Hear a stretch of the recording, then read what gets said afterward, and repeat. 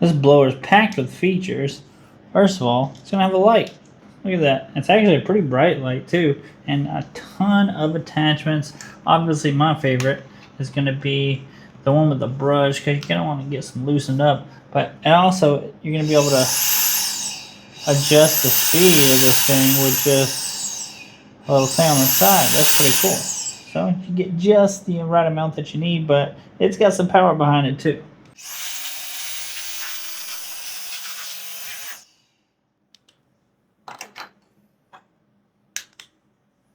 Easily swap out all these different attachments. And that one. Actually, this one's probably my favorite one right here, I think.